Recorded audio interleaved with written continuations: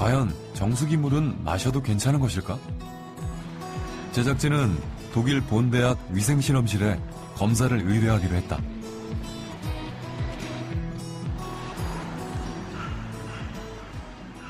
이 대학의 수질 분석실. 국내에서 가장 많이 이용되고 있는 정수기를 직접 공수해 갔다. 국내 정수 방식의 80% 이상을 차지하고 있는 역삼투압 방식의 정수기. 현지에서 직접 정수기 물을 받아 검사하기로 했다. 정수기를 거친 물의 수질뿐만 아니라 물속에 함유된 성분까지 분석하는 검사. 특히 제작진이 주목한 것은 미네랄. 과연 정수기 물과 미네랄과는 어떤 상관관계가 있을까? Ein gutes Wasser ist ein ausreichend mineralhaltiges, wohlschmeckendes Wasser bei Temperaturen von 10 bis 12 Grad, das frei ist von Krankheitserregern und nur wenige Bakterien auch enthält, dann das auch gut schmeckt und auch klar ist. Es darf also nicht trübe sein. Das sind die Grundanforderungen, die wir haben an ein gutes Trinkwasser. 독일 본대학 수질연구소에서 검사 결과가 나왔다. 역삼투압 방식으로 정수한 물의 식수 기준 분석에 대한 결과 보고서. 박테리아와 세균 기준치를 초과했다. 무엇보다 심각한 것은 정수기 물이 미네랄이 전혀 없는 산성수라는 사실이었다. 또한 정수기 물은 독일 음용수 기준에 미달이며 장기간 섭취할 경우 건강상 문제를 일으킬 수 있다는 보고서였다. 물은 인간 생명 유지의 필수 요건. 인체에 들어간 물이 각 기관에 영향을 끼치는 데 걸리는 시간은 최소 30초에서 최대 20분.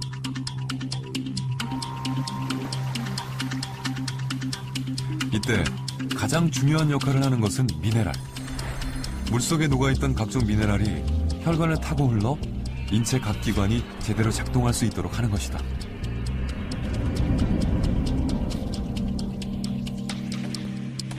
대사 과정에는 여러 가지로 촉매제들이 필요하거든요. 여러 가지 효소가 작동되기 위해서 필요한 여러 가지 그런 촉매제가 필요한데 촉매제에 상당히 많은 미네랄들이 관여하고 있습니다. 그렇다면 정수기 물과 미네랄은 어떤 관계가 있을까? 우리가 물을 마시면서 우리 건강에 어떤 영향을 받는지에 대해서 좀 더 알아보려고 합니다. 나는 정수기 물을 주로 마신다 하는 사람 손 들어보세요. 도시의 한 초등학교 6학년 교실.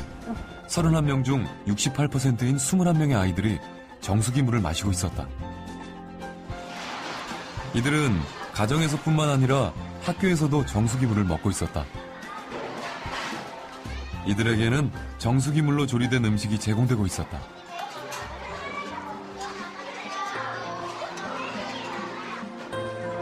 점심 식사를 마친 후 마시는 물도 정수기 물이었다.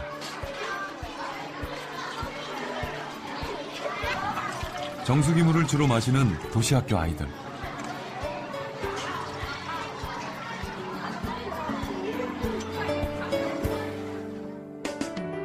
이들의 인체 내 미네랄은 어떤 상황일까? 모발 검사를 실시했다.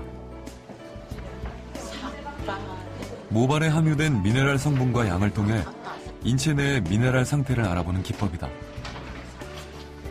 인체 내에 미네랄이 부족하면 체액 속의 미네랄이 빠져나와 머리카락에 축적되는 현상에 착안한 검사 기법이다. 정수기 물을 마시는 10명의 도시학교 어린이들을 대상으로 했다. 또 다른 학교. 정수기를 사용하지 않고 농촌 지역 초등학교를 찾았다. 그냥 먹거나 끓여서 먹는 친구들 손 들어보세요. 20명 중 90%인 18명이 수돗물을 마시고 있었다.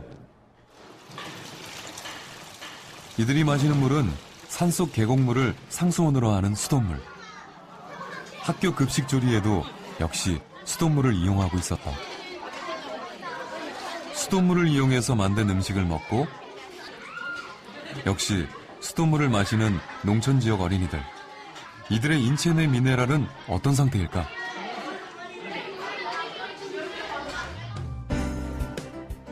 이들을 대상으로 역시 모발 검사를 실시했다.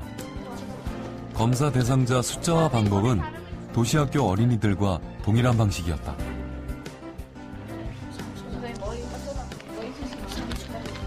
두 학교 학생의 모발 분석은 메디넥스에 의뢰했다.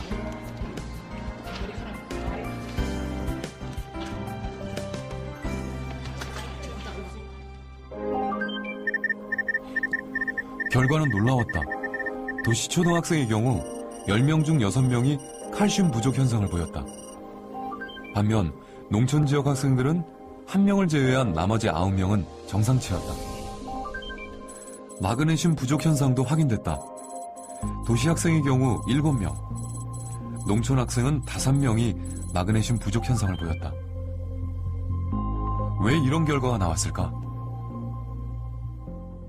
역삼투압 방식의 그 물을 먹다 보면은 미네랄 이온이 전혀 없기 때문에 칼슘이 부족하게 되고, 그 칼슘을 부족을 막아주기 위해서 조직 속에 있는 칼슘이 빼서 혈액 속으로 들어가게 되고, 그 많아진 혈액 속에 있는 칼슘이 모발에 반영되고 있기 때문에 우리 몸은 산성화됐다라고 볼 수 있는 것입니다. 그래서 이 미네랄의 중요성이 칼슘, 마그네슘, 특히 자라나는 어린애들한테 아연 이런 부분은 성장 발달에 아주 중요한 원소이기 때문에 그 자체를 검사하는 것만으로도 중요한 의미를 가질 수 있다라고 말씀드릴 수 있겠습니다.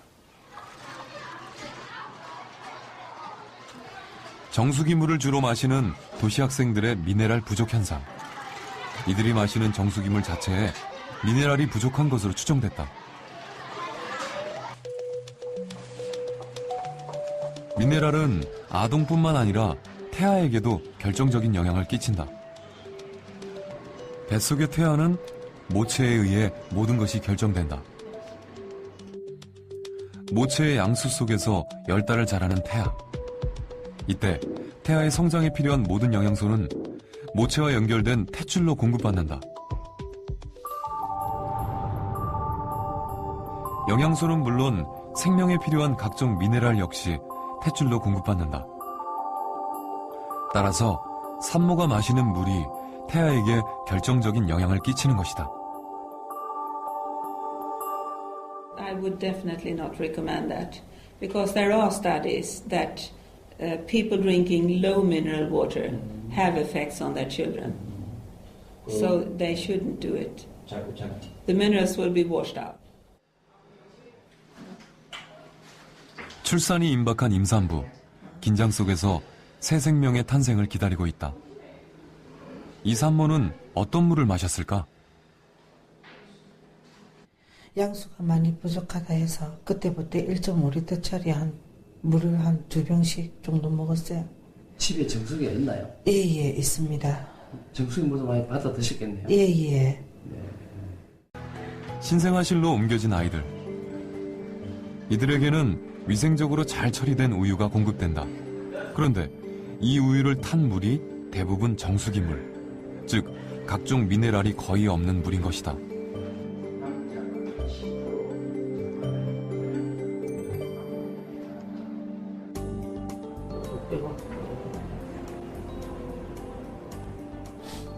소아과 전문의인 김용원 박사.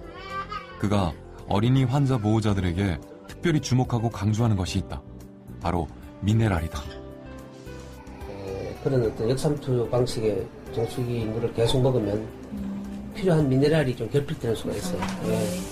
특히 태아와 유아에게는 물이 중요하다. 태아는 인체의 95% 이상, 성인은 70%,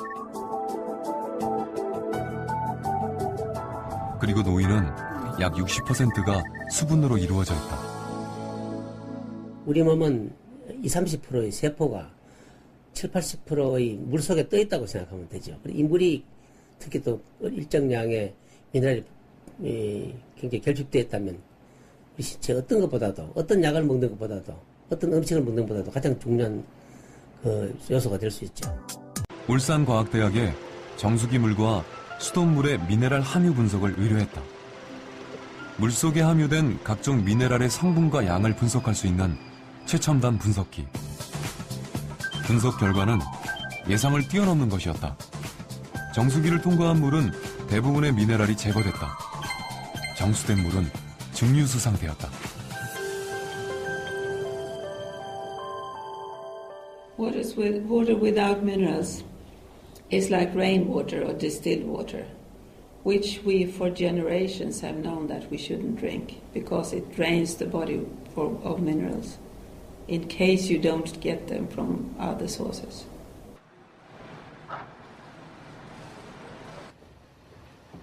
미네랄이 없는 정수기 물은 생명체에 어떤 영향을 끼치는 것일까? 미네랄과 질병과의 관련성을 알아보기 위해 동물 실험을 시도했다.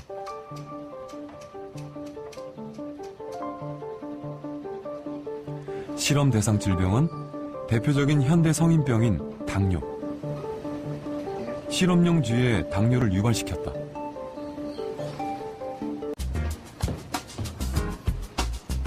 이렇게 당뇨가 발생한 생쥐를 세 집단으로 나눈 다음 각기 다른 물을 공급해보기로 했다. 한 집단엔 정수기물, 다른 집단엔 당뇨에 효과가 있다는 크롬이 함유된 물, 그리고 나머지 집단엔 미네랄이 풍부한 심층수를 공급했다.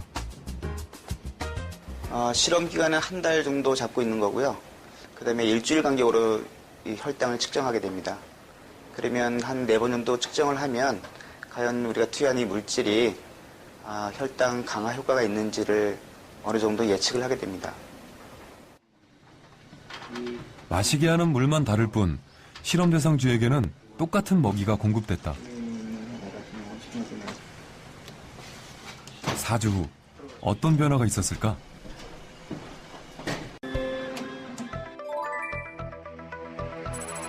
역삼투압 정수기 물을 먹은 쥐의 혈당치는 오히려 높아져 있었다.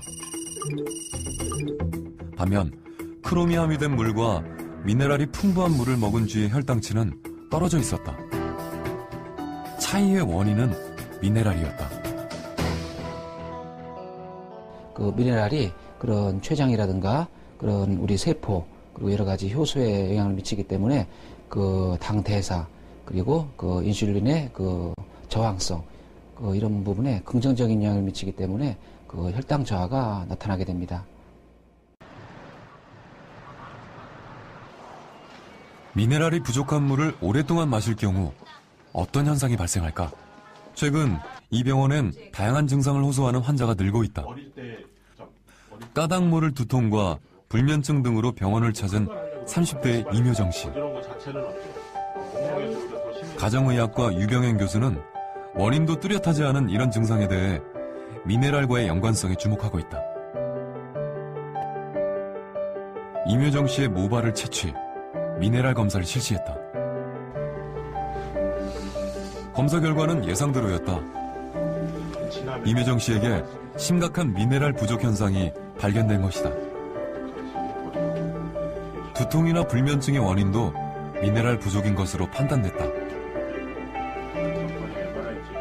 마그네슘이 상대적으로 칼슘에 비해서 많이 상당히 떨어졌기 때문에 전신도 근육통이라든지 두통이라든지 이런 통증들 관련된 증상들이 많이 나타날 수가 있고, 담백하고 정말 아까 얘기하는 골고루 색깔이 무지개 색깔이 있는 음식들을 천연적인 걸 섭취하는 게 제일 중요하고, 미네랄의 풍부한 맹물 먹는 게 훨씬 나을 수가 있죠. 물은 많이 먹어서 절대 해될 게 없습니다.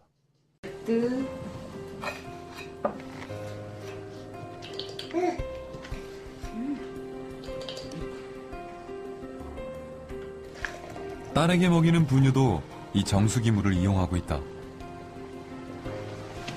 미네랄이 전혀 없는 역삼투압 방식의 정수기 물. 이 물로 탄 우유를 먹여도 괜찮은 것일까? 어른들인 경우에는 다른 반찬이라든지 다른 음식을 통해서 보충이 되지만은 특히 우유나 젖을 먹는 어린 영아들이나 그런 학동기 아이들에게 미네랄이 전혀 없는 물을 먹게 되면 여러 가지 칼슘이라든지 포타슘이라든지 또 아연, 또 철분 또는 이런 요오드 같은 우리 몸에 꼭 필요한 물질들이 상당히 결핍되기 쉽습니다. 그래서 신경 기능에 이상을 가진다든지 그런 성장에 지연 온다든지 그런 어떤 성격의 이상 같은 걸 초래할 수도 있습니다.